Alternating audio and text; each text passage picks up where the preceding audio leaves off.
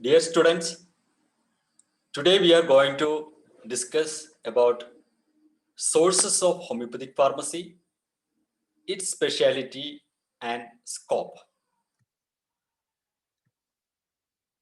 First, let us see the sources of homeopathic pharmacy. When I say sources of homeopathic pharmacy, don't confuse with sources of homeopathic medicines. Sources of homeopathic medicines are taken from plant drugs, vegetable kingdom, animal kingdom, mineral or chemical kingdom, nosodes, sarcodes, imponderabilia, tautopathic drugs, isodes, and allersodes. But today we are discussing about the sources of homeopathic pharmacy. So, what are the sources of homeopathic pharmacy? We all know that Dr. Samuel Hahnemann, the founder of homeopathy, has not written any separate book on homeopathic pharmacy. So, the glimpses of homeopathic pharmacy is disseminated into the great works of Samuel Hahnemann. So, let us see what are the works of Dr. Hahnemann. The main sources of Hahnemann's writings are Materia Medica Pura, Part 1 to Part 6, just published during 1811 to 1821. Then Organ of Medicine, edition 1 to edition 6, which was written 1810 to 1842. Then Chronic Diseases, Part 1 to Part 4, which was written between 1828 to 1830. So these are the main sources of homeopathic pharmacy. We can see the hints or glimpses of homeopathic pharmacy throughout the great works of Samuel Hahnemann. Apart from this, Hahnemann also written certain essays which was published in leading journals in those times. And these articles or essays which was written in these journals are compiled together to form lesser writings of Hahnemann. And you can see the glimpses of homeopathic pharmacy in these essays also. So the first one is essay on new principle for ascertaining the curative power of drug and some examinations of previous principle, which was written on 1796. Another essay was on the value of speculative system of medicine, especially in connection with various systems of practice, which was written on 1808. Next essay is on the preparation and dispensing of medicine of homeopathic physicians, which was written on 1820. So these are the important sources of homeopathic pharmacy. So I once again remind you that do not confuse with the sources of homeopathic pharmacy and sources of homeopathic medicines. Now let us come to speciality of homeopathic pharmacy. So one of the speciality of homeopathic pharmacy is it has its own philosophical background. So the foundations of homeopathy as a whole laid on certain philosophical background. It was governed by the cardinal principles and fundamental laws. And the next one is drug proving. So drug proving is a unique feature or unique speciality of homeopathy or homeopathic pharmacy. And a new term which is used to describe drug proving is homeopathic pathogenetic trial. And that is a very unique method for investigating the pathogenetic power of drug, which was the unique feature of homeopathy itself, because it proves the medicine on healthy human beings, and it is ought to get the subjective and objective symptoms and more finer sensations, more subjective symptoms, the individualistic symptoms. So that is the advantage of drug proving or human pathogenetic trial or homeopathic pathogenetic trial. Next one is the diversity of the sources of drug. So I already told you about the sources of medicine or sources of drug. We have a diverse source of drugs. Uh, for example, vegetable kingdom medicines are taken from plant drugs. Medicines are taken from animal drugs, and many of the minerals or chemicals are used as medicines in potentized form. Then there are medicine taken from diseased product or diseased organs or diseased secretions, which is classified under nosodes. Then there are medicine which is prepared from the healthy organs or healthy endocrine glands or the secretions, hormones, etc., which is classified as sarcodes. And there are medicine which are prepared from energy sources, which we classified under imponderabilia. Then there are medicine which are prepared from even the medicine used from the other system of medicine, that may be used for the effect of the or the side effect of the drug in other system of medicine, especially the conventional medical system. And there are medicine prepared from allergy causing substance like allergens, which is classified as allersodes. So these are the diverse sources of homeopathic drugs. Now, next one is the special method or special mode of preparation. So we know the one of the unique feature, the special feature of homeopathic pharmacy is the preparation of extract itself. We have a very unique method of preparation of extract, as well as the method called as potentization or dynamization. So we dynamize the medicines. So by dynamization, what will happen? The crude drug, maybe the poisonous drug or toxic drug, or the drug substance which may not have any medicinal property in its crude state, will be converted into the very potent, powerful dynamic medicine. So that is a special mode of preparation which we called as potentization. By the process of trituration for solid substances or powder substances, and we can prepare potencies. Or if it is in a liquid state, we'll go for another method called as succussion. So these are the different methods, special methods of preparation of homeopathic drugs. Now, next one is the dynamic action of the drug. So that is one of the unique feature or speciality of homeopathic pharmacy. We rely on dynamic action of the drug, not the material action or what you call as the crude action of the drug. The next one is administration of drug.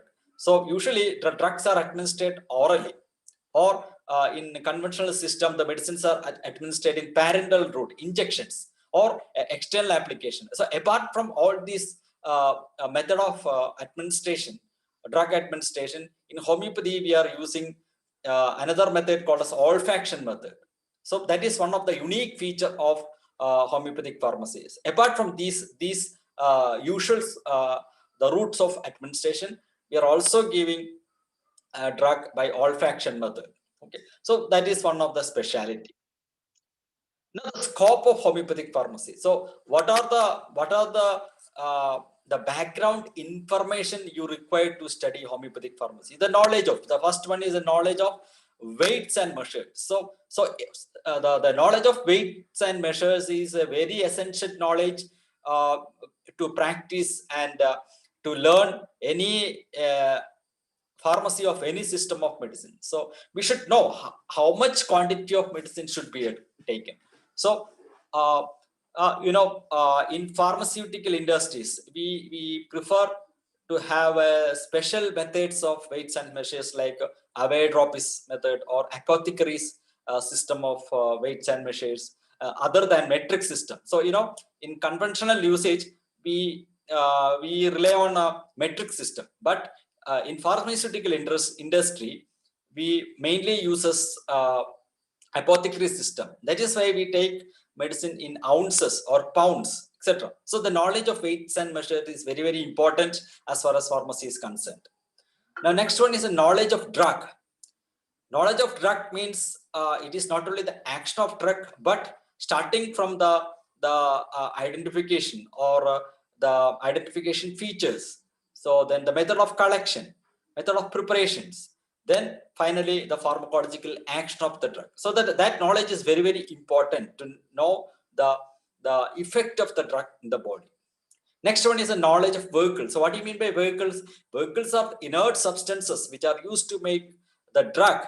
It does not have its own pharmacological action, and it does not have any effect on the body, any a constructive or pharmacological effect on the body. So such substances are used as vehicles or solvents. So this can be used to prepare medicines, to preserve medicines, and to dispense medicine and administration of medicine. So all these things we can use the vehicles. So the knowledge of vehicle. So in homeopathy we are using solid vehicle, liquid vehicles, and semi-solid vehicle. So all these vehicles have its own relevance in the preparation of homeopathic drugs. And next very important scope is knowledge of drug storage, and that is very, very essential in homeopathic pharmacy, because each and every drug have its own uh, method of storage. Some drug may deteriorate by prolonged storage. Some medicine may not deteriorate it. So it can be stored for a long time. So that knowledge is very, very important in homeopathic pharmacy. Now, next one is a knowledge of preparation of medicines. So I told you about the preparation of medicine. We are preparation means the preparation of drug, that is a crude form or in extract form, or mother powders, mother solutions, or mother tinctures.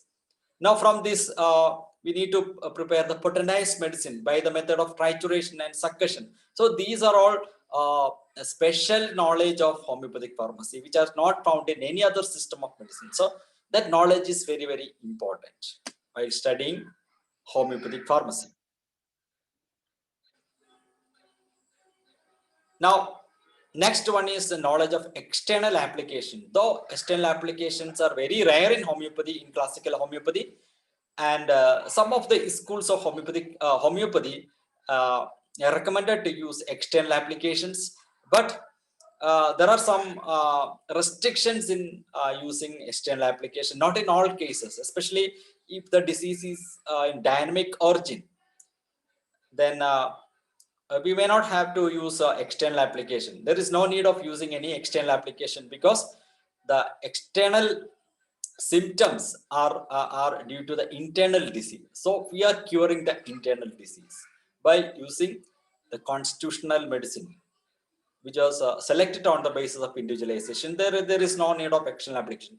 But there are instances, there are conditions where we need to apply external applications, like any injuries, any accidents, or to relieve some symptoms if it is very annoying to the patient. So in such conditions, for the satisfaction of the patient, we can give external application. So the knowledge of external application is very, very important in homeopathic pharmacy.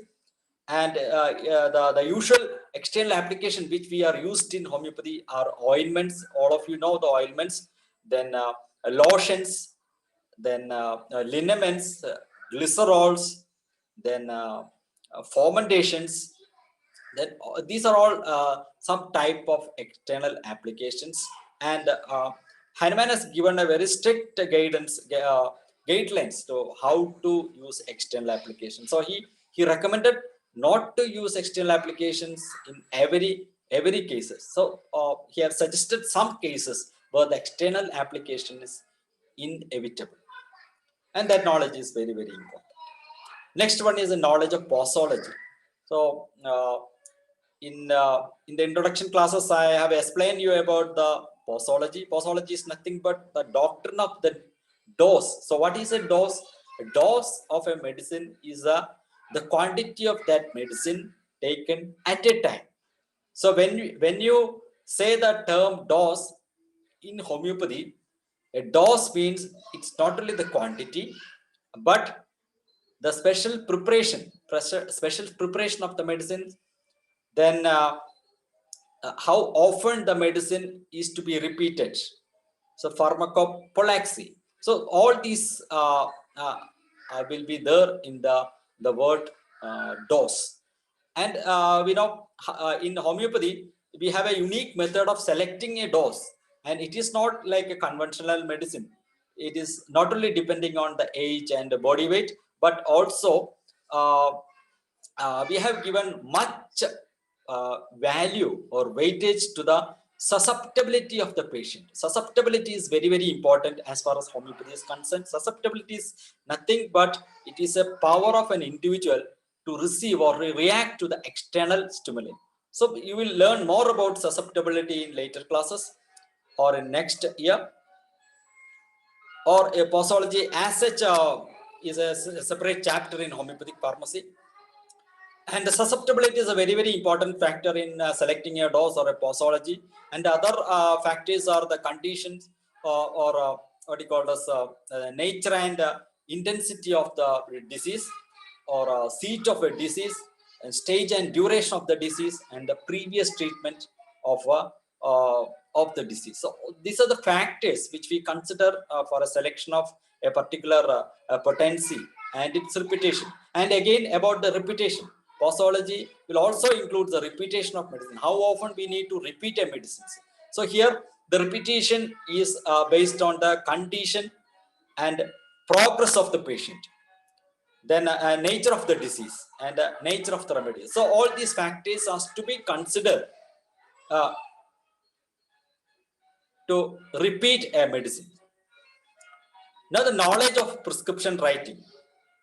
The knowledge of prescription writing is very, very important, because all the doctors should know how to write a prescription. So prescription has several parts, like subscription, inscription, superscription, and signature. So the order is like that: superscription, inscription, subscription, and the signature. So the essential, this is a format of the prescription, and all the doctors, all the physicians has to be well versed with the order of the prescription, as well as the abbreviations which is used in the prescription. And one thing to remember, that prescription is a legal document. So that is very, very important to write the prescription in a very clear manner. It should be understandable by everyone. Should not use any shortcuts or any short form, unless it is given to a dispenser or a pharmacist, which he can able to understand. But preferably a prescription should be written very neatly with the signature and the medical council registration number and the date. The last one is the knowledge of dispensing and administration of medicine. So I already discussed about that. The dispensing and administration is how we are dispensing the medicines. So Dr. Hahnemann has given a separate guidelines to how to dispense and administer the medicine. So with this, I am concluding the topic on the sources of homeopathic pharmacy, speciality and scope of homeopathic pharmacy. Thank you all.